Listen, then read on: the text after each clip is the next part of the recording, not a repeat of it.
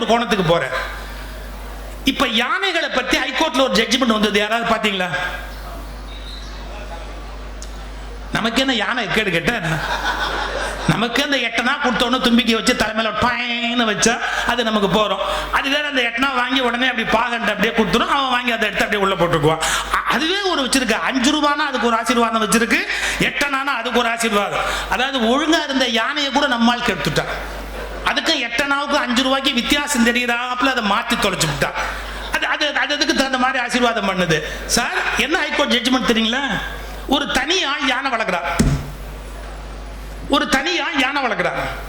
அந்த யானையை மீட்கணும்னு ஒரு உயிர்கள் விலங்கு ஆர்வலர் கேஸ் போடுறாரு. அந்த யானையை வந்து அவங்ககிட்ட இருந்து மீட்கணும், ரொம்ப கொடுமைப்படுத்துறான் அப்படின்னு. அந்த ஹைகோர்ட் ஜட்ஜு அந்த யானையும் அந்த பாகனையும் வர சொல்றாரு. அந்த யானை பாகன் சில விஷயம் சாப்பிட கொடுப்பாங்கல்ல உங்களுக்கு, அது கொடுக்கும்போது அது அவனோட அப்படி ஈசிக்கிட்டே இருக்கும். உங்களுக்கு முழுசா தெரியுமோ தெரியாதோ, ஒவ்வொரு பாகம் ஒரு டெக்னிக் வச்சிருப்பான். சில பாகம் யானைக்கு பொடி கொடுப்பான். எது? மூக்குப்பொடி. இவன் கெட்டது காணாதுன்னு அதையும் பழக்கி வச்சிருவான். மூக்குப்பொடியை லேசா கொடுத்துருவான். அது அவனை பார்த்தாலே தடவிக்கிட்டே நிற்கும். இன்னும் சில பேருக்கு ஃபில்டர் காஃபி கொடுத்து கெடுத்தவன் இருக்கிறான். அது வந்து ஃபில்டர் காஃபி ஒரு இவ்வளவு பெரிய சொம்புல வைக்கணும், அதுக்கு உசுன்னு ஒரே உறிஞ்சிடும். அது ஃபில்டர் காஃபி தான் குடிக்குமே ஒழிய ப்ரூ நெஸ் குடிக்காது. அப்படி ஒரு யானை இருக்கு, பழக்கி வச்சிருக்கிறான் அவன். எதுக்கு சொல்ல வரேன்? பாகனுக்கு ஒரு டெக்னிக் உண்டு. அதுக்கு ஒரு சின்ன வஸ்துல ஆசையை உண்டு பண்ணி தான் கண்ட்ரோல்லே வச்சிருப்பான். அது அவன் மேல தேய்ச்சிக்கிட்டே நிற்கும். அது வேணுங்கிறது போதெல்லாம் அப்படி தேய்ச்சிக்கிட்டே இருக்கும். அது பார்த்தா அன்பா இருக்கிற மாதிரி தெரியும். அவன் அந்த காரியத்தை பண்ணிட்டான். எப்படி? அந்த யானை தங்கிட்ட பிரியமா இருக்கிற மாதிரி. உடனே ஹைகோர்ட் ஜட்ஜ் ஆர்டர் போட்டார், இவ்வளவு பிரியமா இருக்கிற யானையையும் அந்த பாகனையும் பிரிக்க கூடாது, அது நிஜமாவே அவங்கள்ட்ட அன்பா தான் இருக்கு, அதனால பிரிக்க கூடாதுன்னு ஆர்டர் போட்டார். முடிஞ்சு போச்சு கேஸ். ஆனா அந்த யானையை காப்பாற்றணும்னு நினைச்சவன் தொடர்ந்து அந்த யானையை அவன் எங்கெங்க வாடகைக்கு விடுறான், வாடகைக்கு விடுற இடத்துல எல்லாம் எப்படி அடிக்கிறான், அதை லாரியில எப்படி அடிச்சு ஏத்துறான், அது லாரியில ஏற முடியாம சரிஞ்சு கீழே விழுந்து ஒரு கருங்கல் ஜல்லியில விழுந்து அதுக்கு உடம்பெல்லாம் எப்படி புண்ணா போச்சு, அந்த யானையோட முதுகெலும்பு எவ்வளவு வீக் ஆயிடுச்சு, இது எல்லாத்தையும் அவன் தள்ளி நின்று இப்பதான் ஒண்ணு கண்டுபிடிச்சிருக்கானு சார். என்ன? இந்த செல்போன் கேமரான்னு ஒரு பாவி ஒண்ணு கண்டுபிடிச்சிருக்கானு. ஒரு 10,000 பேர் செத்து எல்லாத்தையும் எடுத்து சொல்லிடுறான். ரகசியத்துக்கு இடமே கிடையாது. நீட்டா எடுத்துட்டோம். அந்த யானையை எப்படி எல்லாம் இம்சை பண்றாங்கிறதெல்லாம் கம்ப்ளீட்டா எடுத்துட்டு, அதை விட முக்கியம் இந்த யானை ஆரோக்கியமா இருக்குன்னு சர்டிபிகேட் வாங்குறான். அதை வாடகைக்கு விடலாம்னு சர்டிபிகேட். நம்ம நாட்டு தான் கொடுக்க வேண்டியதை கொடுத்தா வாங்க வேண்டியதை வாங்கிக்கலாம். எல்லாத்துலயுமே ஒரு கணக்கு இருக்கு. அதை பத்தி கவலையே கிடையாது. நமக்கு தான் அந்த உயிர் இருந்தா என்ன, செத்தா என்ன, போனா என்ன, நமக்கு நம்ம டேபிள் டிரால வாங்க வேண்டியதை வாங்கியாச்சுன்னா எதுல வேணாலும் கைது போடுவோம்ல. சார் அப்துல் கலாமுக்கு ஒரு அரெஸ்ட் வாரண்ட் ஒரு மேஜிஸ்ட்ரேட் இஷ்யூ பண்ணார் சார். அப்துல் கலாம் சாருக்கு அரெஸ்ட் வாரண்ட் ஒருத்தர் இஷ்யூ பண்ணார். ஏன் அரெஸ்ட் வாரண்ட் கைது போடுவார் பாத்தீங்களா? அதுல அப்துல் கலாம் பேர் போட்டு ஒருத்தர் உள்ள வச்சுட்டான், கைது போட்டார். இது என்ன ஏதுன்னு படிச்சார? படிக்கல. என்ன பண்ணி தொலைக்கிறது? அவர் காலேஜிலேயே படிச்சாரா படிக்கலையா நமக்கு தெரியாது. அப்புறம் இதை படிச்சாரா படிக்கலையா நமக்கு எப்படி தெரியும்? ஏன் இவ்வளவு உரிமையா பேசுறேன்னு கேக்குறீங்களா? என் கூட படிச்சவங்க 6 பேர் ஹைகோர்ட் ஜட்ஜு, 3 பேர் சுப்ரீம் கோர்ட் ஜட்ஜு. என் கூட படிச்சவங்க. ஒரே ஒரு விஷயம், எல்லாரும் ரிட்டையர்ட் ஆயிட்டாங்க. நான் ரிட்டையர்ட் இன்னும் ஆகவே இல்லை, ஜாலியா இருக்கு. முந்தா நாள் நாங்க எங்க காலேஜ் கெட் டுகெதர், நாங்கெல்லாம் செட்டா இருந்தவங்க எல்லாம் எல்லாரும் என் கூட செல்ஃபி எடுத்துக்கிட்டாங்க. சுகி உன்னோட ஒரு போட்டோ எடுத்துக்கலாம், என் பொண்டாட்டி என்ன திட்டுவா அப்படின்னு என் கூட போட்டோ எடுத்துக்கிட்டாங்க. கர்வத்துல பேசல. என்னன்னா சட்டம் படித்ததை விட தமிழ் படித்தது தான் என்னை வாழ்வித்துக் கொண்டிருக்கிறது. அவங்க இப்ப பச்சை இங்கில கையெழுத்து போட முடியாது. நான் எப்ப வேணாலும் எந்த இங்கில வேணாலும் கையெழுத்து போடுவேங்க. சரி தள்ளி வைங்க. அந்த உரிமையில தான் கேலியா பேசுறேன், வேற ஒண்ணும் இல்லையா. எனக்கு ஜூனியர் தானே, இப்ப இருக்கிற எல்லா மேஜிஸ்ட்ரேட்டுமே எனக்கு ஜூனியர் தானே, அதனால சொல்றேன். விடுங்க. எதுக்கு சொல்ல வரேன்? இவன் எடுத்தான் சார், எடுத்துட்டு ஹைகோர்ட்ல கொண்டு போய் ப்ரொடியூஸ் பண்ணான். அவன் ஒரு சமூக விலங்கு நல ஆர்வலர். அந்த ஹைகோர்ட் ஜட்ஜஸ் படிச்சுட்டு கண்ணில் தண்ணி விட்டாங்க. அது பெருசு இல்லை. இம்மீடியட்டா உடனே ஈரோடு, அந்த யானை வச்சிருக்கிற இடம், ஈரோடுக்கு டிராவல் பண்ணாங்க. சடனா போய் இன்ஸ்பெக்ஷன் பண்ணா அந்த யானையை அடிச்சுக்கிட்டு இருக்கிறாங்க. அவங்களே பார்த்துட்டு கிளீனா ஆர்டர் போட்டாங்க. என்ன போட்டிருக்கிறாங்க? யானைகளை இனிமேல் தனியார் வாங்கக்கூடாது, கோயில்களில் கூட அவற்றை பாதுகாப்பாக கவனிக்க வேண்டும், இனிமேல் அறநிலையத்துறையில் கூட யானைகள் வாங்கக்கூடாது, யானைகள் இயற்கை சூழலில் வாழ வேண்டியவை, அவற்றை மனிதர்கள் சொந்த லாபத்துக்காக தவறுதலாக பயன்படுத்துகிறார்கள். இது பற்றி ஒரு வரிசையா அவங்களுடைய ஆர்டர்ஸ் ஒரு 8 போட்டு அந்த ஜட்ஜ்மெண்ட் காப்பி என்கிட்ட இருக்கு. ஒன்று மட்டும் தெரிஞ்சுக்கங்க, நான் எது பேசினாலும் என் பின்னாடி பேப்பர் இல்லாம நான் பேச மாட்டேன். சில பேர் சொல்றான் சுகி சிவம் பெதட்டுறாரு, உளர்றாரு, ஆதாரம் இல்லாம. தாரம் இல்லாம வாழ வேண்டிய வாழ்க்கை கூட வரும்டா, ஆதாரம் இல்லாம மேடையில ஏறுறதுக்கு ஒருபோது முடியாதுடா. எல்லாத்துக்கும் நான் அப்படியே ஒவ்வொன்றுக்கும் நான் டாக்குமெண்ட் வச்சிருக்கிறேன், ஜட்ஜ்மெண்ட் காப்பி கையில் வச்சிருக்கிறேன், எது பேசினாலும். சார் அப்புறம் அவனை பாராட்டுறாங்க, நீ இப்படி ஒரு தனி ஆர்வலர், முயற்சி செய்து யானைகளை காப்பாற்றுறதுக்காக அவனை பாராட்டுறோன்னு. இப்ப சொல்றேன், நீங்க யானையை பத்தி ஏன் யோசிக்கணும் அப்படின்னு கேட்டா, யானையோட ஒரு உயிரோட இயல்பு என்ன சார்? யானையோட இயல்பு என்ன தெரியுங்களா? தனியா அதால வாழ முடியாது சார். அது ஒரு கூட்டமாவே வாழ்ந்து பழக்கப்பட்டது. உங்களுக்கு தெரியுமா, மனுஷன்ல அம்மா செத்துட்டா கூட பிள்ளைய வளர்க்க முடியாது. யானையில பிரசவத்துல தாய் யானை செத்து போயிட்டா கூட குட்டி யானைக்கு ஒரு நஷ்டம் கிடையாது. ஏன்? பெரியம்மா யானை, சித்தி யானை எல்லாமா சேர்ந்து அதை அப்படியே காப்பாத்தி அதை முழுக்க வளர்த்து ஆளாக்கி வெளியே விட்டுரும். இதெல்லாம் என்ன பியூட்டிங்கிறீங்க? அதுக்கு பாட்டி யானை போறோம், பெரியம்மா யானை போறோம், சித்தி யானை போறோம், அதுங்களே ப்ரொடெக்ட் பண்ணிடும். தாயார் எங்கேயோ வெள்ளத்தில் அடிச்சுட்டு போயிடுச்சு, பிரிஞ்சு போச்சுன்னா யானைங்க ஒன்றும் கஷ்டப்படாது, குட்டிகளை அதுங்களே வளர்த்துரும். பாசமானது. இதை விட 2வது விஷயம், 18 மணி நேரம் ஒரு நாளைக்கு அது நடக்கணும். அதனுடைய உடம்பு அமைப்பு இருக்கு இல்லையா, அதுங்களுக்கு 18 மணி நேரம் நடக்கணும், 6 மணி நேரம் தான் தூங்கணும்.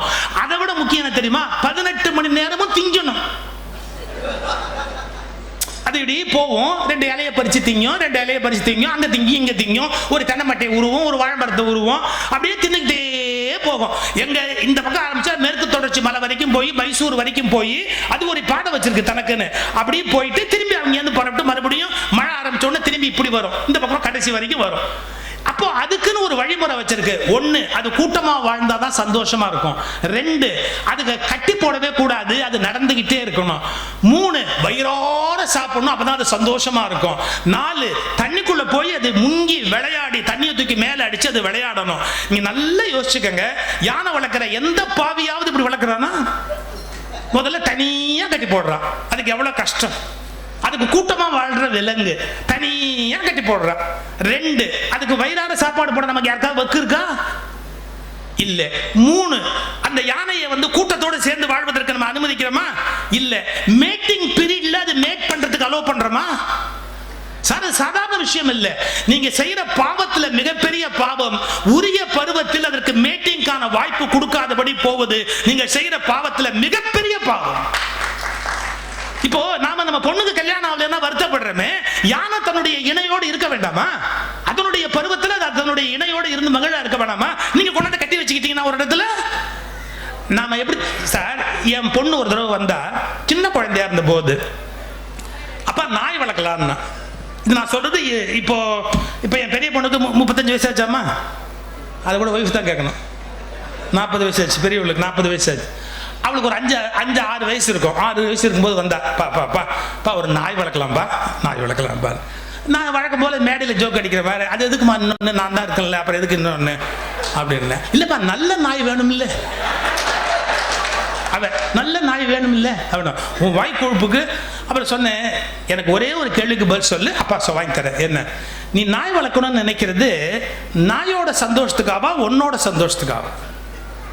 என் பொண்ணு இப்படி யோசிச்சு சொன்னா, நாயோட சந்தோஷமா? ஏன் சந்தோஷத்துக்காக தான் நாய் வாங்கி தர முடியாது. ஏன் நீ சந்தோஷமா இருக்கிறதுக்கு அதை கொண்டாந்து உள்ள வச்சு இம்சை பண்ணுவியா? நாயோட சந்தோஷத்துக்காக நீ நாய் வளர்க்குறேன்னு சொன்னா அப்பா வாங்கி கொடுத்துருப்பேன். ஆனா உன் சந்தோஷத்துக்காக நீ நாய் வளர்க்குறேன்னு சொன்னா அப்பா வாங்கி தர மாட்டேன் அப்படின்னு. அப்புறம் ஒரு 5-10 வருஷம் கழிச்சு ஏமாத்தி அதே மாதிரி நாயோட சந்தோஷத்துக்கு சொல்லி வாங்கிட்டேன். அப்புறம் நானும் இவளும் தான் பார்த்தோம். ஒரு வாரம் அதுக்கு கவனிச்சா, அதுக்கப்புறம் அதை கவனிக்கவே இல்லை. அது பரிதாபமா நிற்கும், அது பாசத்துக்கு இயங்கும். எவ்வளோ சார், நான் வெளியில போகும்போது சார், நான் வீட்டை விட்டு வெளியே போகும்போது அப்படியே சங்கிலியில கட்டியிருந்தா கூட பரபரக்கும். அது ஒரு காரியம் பண்ணும் சார். திடீர்னு அங்கேருந்து ஓடி வரும், 2 முன்னங்கால அப்படியே வச்சு இந்த சட்டையில மேல வச்சிடும். நான் நல்ல வெள்ளையும் சொல்லையுமா ட்ரெஸ் பண்ணிக்கிட்டு புறப்பட்டா அதுக்கு என்ன தெரியும் அதை பத்தி, ஓடி இந்த 2 முன்னங்கால அப்படி வைக்கும். அது ஒன்னாவது ஒரு தப்பான அபிப்பிராயத்தில் இருந்தது. இந்த வீட்டுக்கு இவன் தான் எஜமானன்னு ஒரு ராங் இம்ப்ரெஷன். அது இந்த தாவா கட்டி நக்கி கொடுங்க சார், இந்த தாவா கட்டி நக்கி கொடுக்கும். எனக்கு இன்னும் அதை நினைச்சா கண்ணில் தண்ணி வரும். ஒரு விலங்கை நம்ம வளர்க்குறோம்னா அதனுடைய சந்தோஷப்படி வளர்க்கணும். நீ அவர் ரொம்ப தமாஷா பேசினா எனக்கு இப்படி பேச வராது, அவர்களுக்கு ஹியூமர் வராது. ஆனால் எங்களுக்குள்ள ஒரு ஹியூமர் நடந்தது. நான் வெளியில் போகும்போதே ஒய்ஃபை கேட்டேன், ஏமா நாயை கட்டிட்டியான்னு. நான் தான் எப்போவோ கட்டிட்டேனேன்னா. ஆனா என்ன நாயின்னு சொன்னதுல உங்களுக்கு இவ்வளவு சந்தோஷம் இருக்கு பாருங்க. இந்த வஞ்சனை ஆகவே ஆகாது. நான் தான் எப்போவோ நாயை கட்டிட்டேனே அப்படின்னா சார், அந்த அந்த உயிரினங்கள்னா அதனுடைய மகிழ்ச்சிக்கு நம்ம வளர்க்கணும் சார். ஒன்று சொல்லட்டுமா? நான் வீடு கட்டினேன் கோயம்புத்தூர்ல. GK Sundaram, Lakshmi mills GK Sundaram, அவர்கிட்ட போய் பத்திரிகை வைக்கிறேன். கோயம்புத்தூர்ல நான் அப்போ இருந்தேன். கம்பன் கழக தலைவர் அவர், எங்கிட்டலாம் பிரியமா இருப்பார். அதனால பத்திரிகை போய் வைக்கிறேன். அவர் தெலுங்கு தமிழ் கலந்து தான் பேசுவார். வீடு உங்களுக்கு மட்டும் கட்டியிருக்கீங்களா இல்லை இல்லை எல்லா உயிருக்கும் கட்டியிருக்கீங்களா அப்படின்னு. எல்லா உயிருக்கும் சேர்த்து நான் ஜூபா நடத்துறது எனக்கு புரியல. ஐயா என்ன சொல்றீங்க? இல்லை இல்லை, நீங்களும் பிள்ளைங்களும் இருக்கிறதுக்கு மட்டும்தான் வீடு கட்டியிருக்கீங்களா இல்லை எல்லா உயிரும் இருக்கிறதுக்கு வீடு கட்டியிருக்கீங்களா? பெருச்சாளி வள உட்படவா கட்டுவாங்க? எனக்கு புரியலன்னு. அவர் என்ன கேட்டார் தெரியுமா? மரங்கரம் வச்சிருக்கியான்னு கேட்குறது. மரங்கரம் வச்சிருக்கியான்னு கேட்குறாரு. ஏன்? அது வந்து 2 கிளி உட்காரும், 2 மைனா வந்து உட்காரும் இல்லையா, 2 பறவை வந்து உட்காரும். எனக்கு அப்படியே அசந்து போயிட்டேன். அடே உண்மைதான். நான் இப்பவும் எங்க வீட்டில் சப்போட்டா மரம் வச்சிருக்கிறேன். நமக்கு சப்போட்டா யாரும் இல்லாட்டாலும் சப்போட்டா இருக்கலாம்ல, ஒன்றும் தப்பு இல்லைல்ல. சப்போட்டா மரம் வச்சிருக்கிறேன். ஒரு காய் நான் தின்னதில்லை. சப்போட்டா பழம் ஒரு பழம் நான் தின்னதில்லை. காலையில் எந்திரிச்சு வந்து பால்கனியில் நின்று வேடிக்கை பார்ப்பேன். அப்படியே சும்மா ஒரு 50-60 பறவை வந்து அதை கடிச்சு திங்கும் பாருங்க, ஒன்னோட ஒன்று அணில் அது இது. ஐயோ என்ன சந்தோஷம் தெரியுமா? இன்னைக்கு தெரிஞ்சுக்கங்க, நான் மிருகங்களை நேசிக்கிறேன்னு கூண்டுல போட்டு பூட்டாதீங்க. உங்க வீட்டை 2 மரம் வச்சு செடி வச்சு அதுல அது வளர்த்தது பாருங்க. நீங்க சந்தோஷமாவும் இருக்கலாம், அது சுதந்திரமாவும் இருக்கலாம். அதனுடைய சுதந்திரத்தை நம்ம பறிக்க கூடாது. எந்த உயிரினுடைய சுதந்திரத்தையும் நம்ம கெடுக்க கூடாது. அது ஒரு மரப்பொந்தல வச்சு அதுக்குள்ள கொண்டு போய் லவ் பேர்ட்ஸ் அப்படின்னு உள்ள வச்சு அதை லவ் பண்றதை நம்ம பார்க்கலாமா? உங்களை பக்கத்து வீட்டுக்கார ஜன்னலை திறந்து எட்டி பார்த்துட்டே இருந்தா உங்களுக்கு எவ்வளவு எரிச்சல் வரும். ஆனா பாக்குறோம், பிக் பாஸ்ங்கிறது வேற என்ன, யார் வீட்டுல என்ன நடக்குதுங்கிறத வேணும் பாக்குறது தானே. அது வேற என்ன, அதே தான் நம்ம வேலை. மன்னிச்சுக்கங்க, ஒரு மிருகத்தை நம்ம வளர்க்கிறோம்னா அதனுடைய உயிருக்கு மகிழ்ச்சி கொடுக்கணும் இல்லையா? இப்ப நல்ல வேளை ஹைகோர்ட் ஜட்ஜ்மெண்ட் கொடுத்துருச்சு. இனிமேல் யானைகளை யாரும் வாங்க முடியாது. யானைகளை சுதந்திரமா அனுமதிக்கணும். அவ வந்து கூட்டத்தோட கூட்டமா இருப்பதற்கான அந்த வகையில அவைகள் இருப்பதற்கு அனுமதி செய்ய வேண்டும். இதை எதுக்கு சொல்ல வர? எல்லா உயிர்கள், எங்க பாரதி கவலைப்பட்டார்ல, காக்கை குருவி எங்கள் ஜாதி, நீள் கடலும் மலையும் எங்கள் கூட்டம், நோக்க நோக்க களி ஆட்டம், விட்டு விடுதலை ஆகி நிற்பாய் இந்த சிட்டுக்குருவியை போலே. எப்படி எல்லாம் அந்த உயிர்களை அனுபவிச்சிருக்கிறார் சார். சுயநலமா வாழ்ந்தா நல்லது.